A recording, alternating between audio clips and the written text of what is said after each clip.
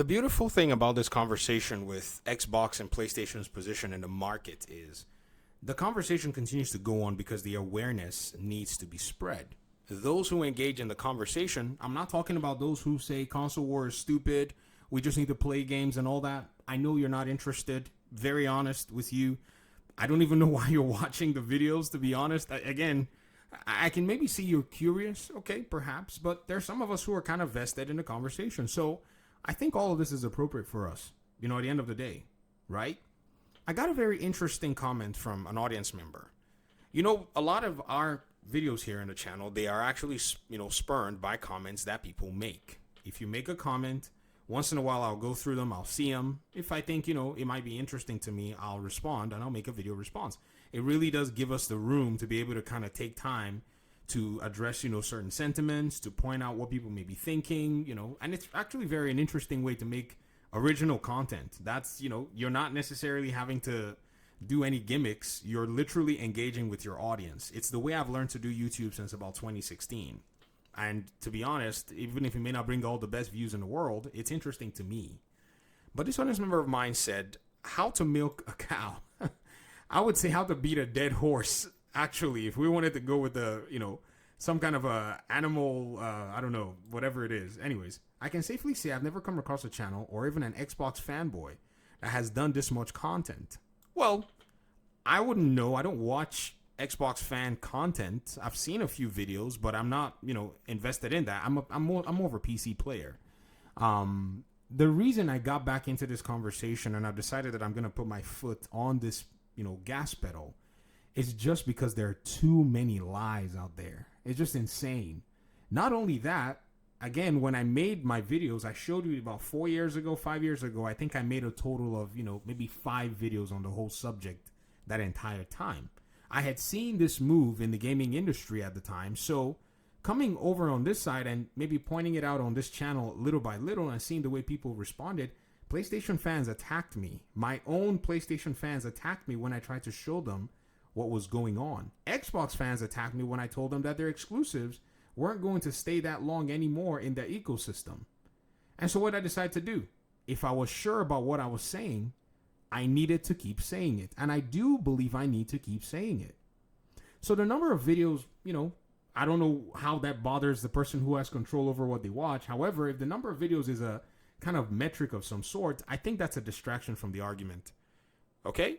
Even if I made one video, if I made 1,000, the big question you should be asking is what I'm saying actually inaccurate? Is it true? Is it a lie? Is there something I'm missing that we can point out? Those, I think, are the more important questions. Just to prove how great Xbox is. My goal is not to prove how great Xbox is. My goal is to show you what PlayStation thinks Xbox now is. Again, I'm not citing anything that I'm saying or bringing to your attention that is coming from me. I'm bringing to your attention what PlayStation has said.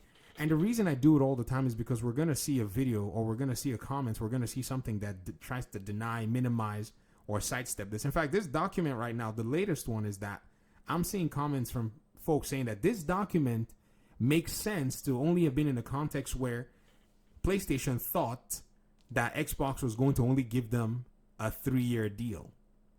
Of which, even if they give them, and they were going to give them the 3-year deal and did not offer them the 10-year deal, they still are able to point out exactly Microsoft's business structure and even the fact that they're still behind the competition regardless. 3 years or 10 years, PlayStation capitulated. Also, the reason I'm pointing out these things in this video is because for the longest time, the narrative had been that PlayStation was the dominant ecosystem. So here I am to sound the news against the push, the wave, and the barrage of the media who have constantly made it seem like Xbox has not been doing anything. Just the other day, I made a video where I pointed out a clip of Colin Moriarty. This is somebody who, for the most part, every time I see people refer to him, they've said that this person is in the industry, has a lot of experience, and this person said that Xbox had just not shown up this generation. They said that in a video, audio and video clip. What am I supposed to do? Just let them say it because they feel comfortable saying it when I can always point out to exactly what the reality is? I'm a YouTuber. It's my job to point out these things. That's all I'm here to do. If I don't do it, I might as well walk away and go do something else. But I love and enjoy doing YouTube, and I love enjoying the conversations. So once again, let's not distract from what is being said here. And so they said, I smell a fanboy in sheep's PC clothing who wants Game Pass and Xbox succeed because he plays on PC. Of course, he wants everything to go everywhere. Now, you've got to calm down. Again, I don't know what this even means. Like, what am I supposed to do with this, guys? I play on PC. All the games are already on PC. Yeah, I'm still making these videos. So what's important to me? That games that are already on PC should go to PC? How am I supposed to deal with this? Like, what am I supposed with? Like, I can't even address this from any logical perspective because it doesn't even really hit anywhere. It doesn't make any sense. This, to me, is a distraction. You see this, ladies and this is what you call a red herring blended in with an ad hominem. It's somewhere to call you in a name, a fanboy. They want to put a tag on you, which it's trying to diminish any credibility, of which I haven't even come here with credibility of my own. I've only come to present you what PlayStation has said. This, to me, is where I think the big problem is. This is why I'm making a lot of videos, actually. You see, my PlayStation fans, I really appreciate you guys for these kinds of comments. They really trigger the response and the conversation. Because you didn't have to start the whole comment with this. You didn't. It wasn't necessary, but you did anyways because you wanted to sling a little bit of dirt. I know your tactics. Been in the ecosystem, been on YouTube for a minute. I know exactly what you tried to play here.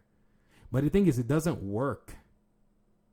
It only fuels my drive and my desire to want to say it more and more and more. Because we are now on top of the topic and now we're seeing it come through. And then they said, heed my warning. If it ever happens where one goes full third party, the games will suffer. Quantity over quality. Dude, they're both full third party.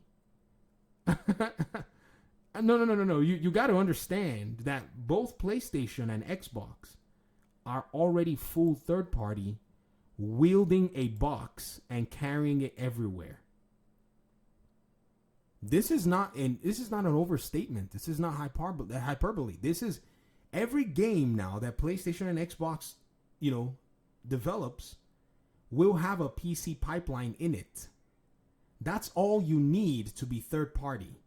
Whether you bring it on the same day, like their live service games from PlayStation, or whether you bring it 2 minutes later, or whether you bring it 6 months later, every new game with any development in the PlayStation ecosystem will now have a guaranteed pipeline.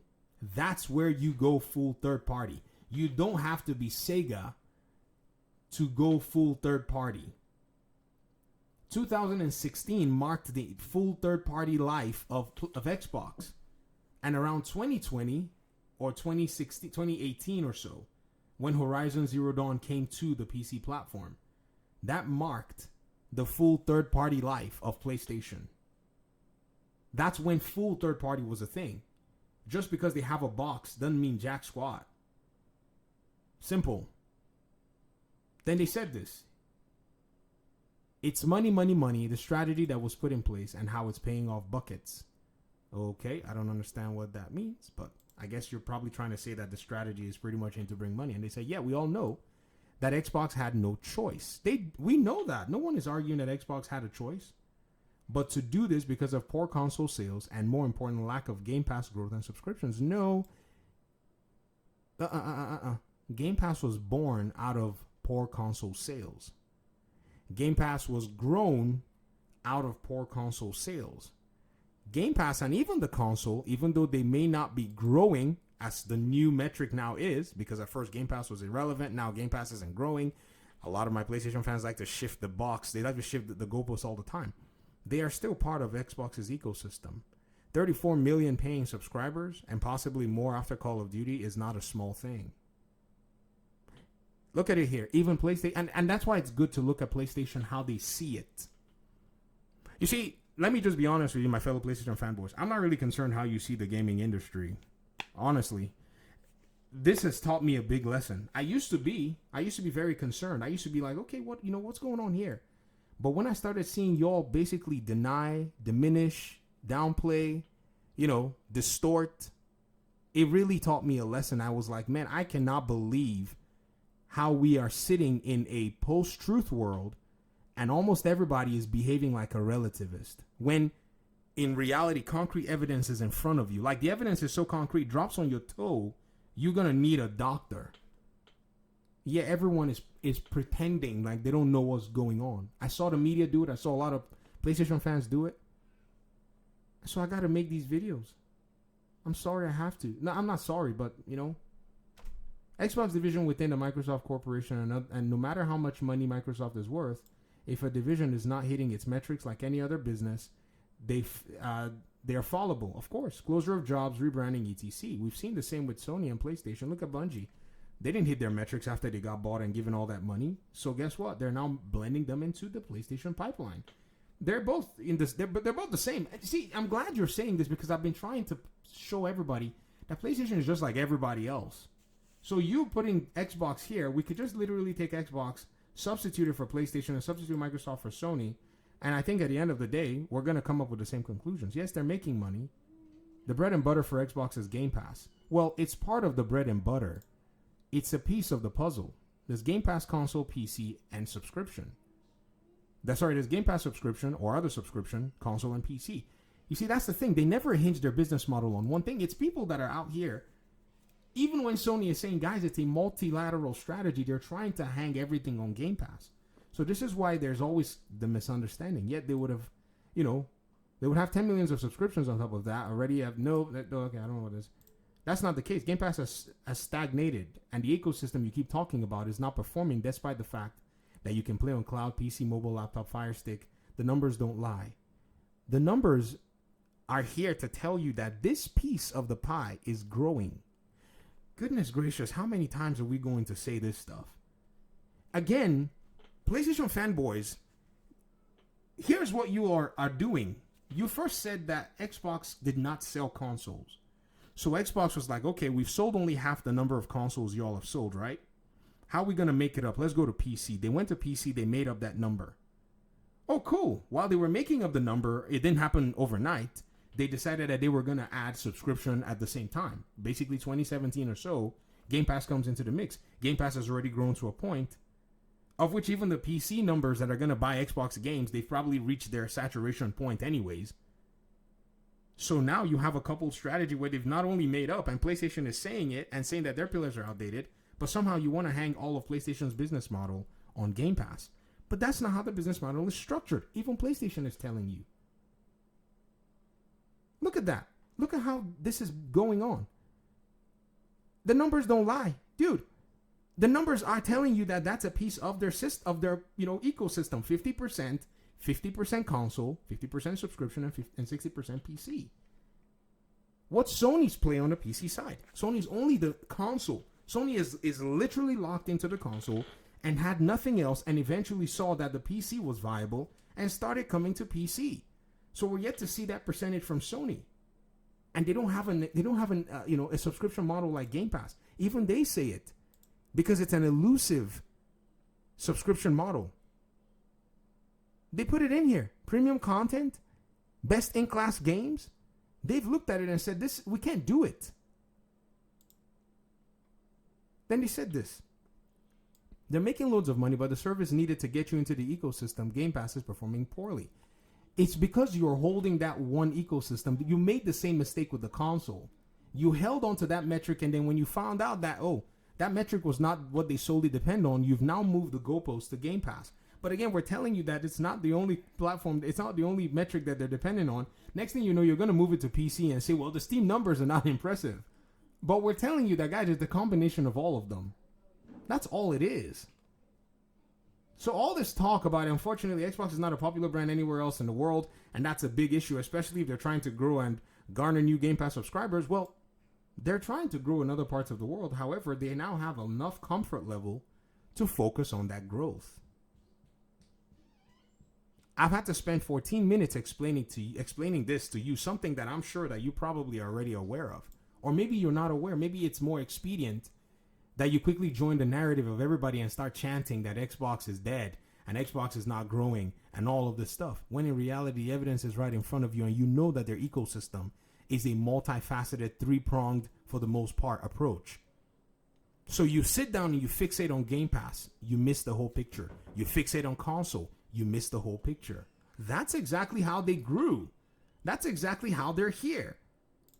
That's why the beating of the chest of the PlayStation folk has calmed down and is reduced. It used to be that the PlayStation fans would beat their chest so comfortably and rag on Xbox, but no longer can it be done. Why? Because the chess move blindsided a lot of these folk, including the press and including the media. Staying informed is very important. It doesn't matter how many videos. Staying informed and looking at the evidence in front of us is the main thing. So that's what I'm going to try my best and commit to doing. Thanks for your comment. I appreciate it. Talk to me in the comment section. Peace out.